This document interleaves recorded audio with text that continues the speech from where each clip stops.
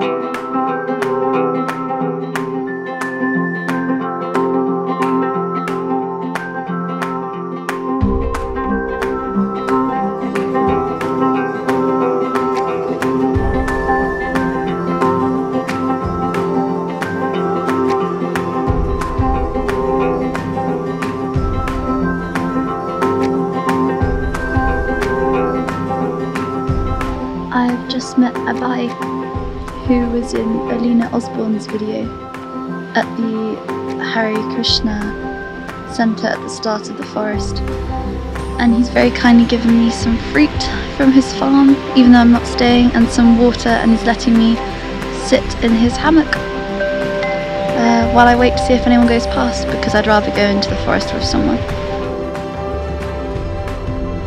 It's beautiful here.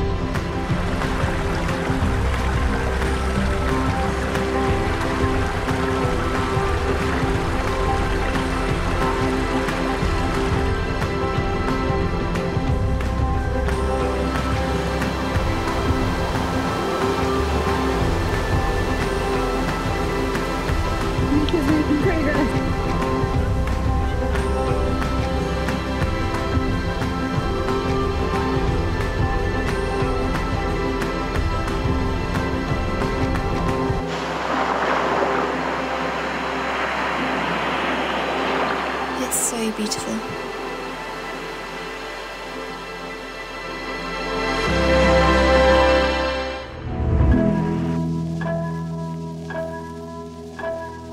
If I had been completely honest, I would have admitted that New Zealand was not my first choice. Even worse, when planning future hikes, I had turned over that edge of the map to allow more room for Europe and South America. I chose New Zealand because it would be summer there. There would be no language barriers on top of everything else, and I planned on touring Asia afterwards. I did what I always do. I deny any doubts and decide it's a case of mind over matter, that because I have this vision of how it will be, I just have to want it enough and it will work out. What I didn't count on is that I began to disassociate from the hike until I felt confused as to why I was doing this at all. I know it's to push myself and because I love nature, and it would be epic to have done it, but lying in my tent this morning I was like, I don't really know why I'm here. This sounds really bad, but it feels a bit like a sentence. The scenery didn't fill me as I had expected it to.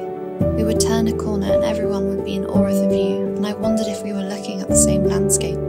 I wondered if I had been spoilt for scenery on past trips and told myself to appreciate the little things more.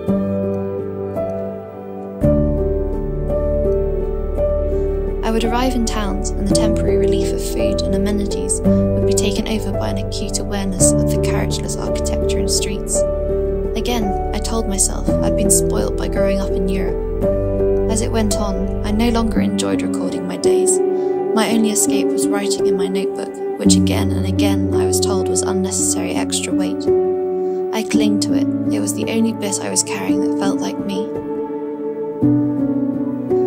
tried to throw myself into enjoying the company of others and seeing it through their eyes. I should have known this was the end. While a thru-hike certainly is about the people you meet along the way, it's foremost a personal journey and must fulfill you in some sense. I no longer felt myself. My mental absence from the journey was sharpened by the daily struggles of living out of a tent that only seemed surmountable on good days. I found myself being pushed away with each sleepless night, each bushwhack, putting on wet clothes each morning, permanently soaked shoes, blisters that wouldn't heal, pain in my arches. I wasn't enjoying myself, and on top of it, I was funding this experiment with hard-earned money from a minimum wage job that I loathed. I had to change something. I refused to just throw my bag down and quit without attempting to help myself. I decided to stop for a week at a campground used as a launching point for the canoe section of the trail. I revived my other interests, hoping writing, drawing and studying Italian again would give me a renewed burst of energy and sense of self. It did, but as the date of the canoe trip loomed, I knew that as soon as I was off the river, I would be done. Hikers came and went, and whilst I enjoyed their company, I felt surrounded by strangers. I talked to many different people, and even those who struggled with the walk didn't doubt their interest in it, just their ability to complete it. The more time that passed, the more sure I became. 2 days after getting off the river, having spent Christmas in a canoe, I stopped. It wasn't relief. It was being me again. And I'm enjoying walking on my own.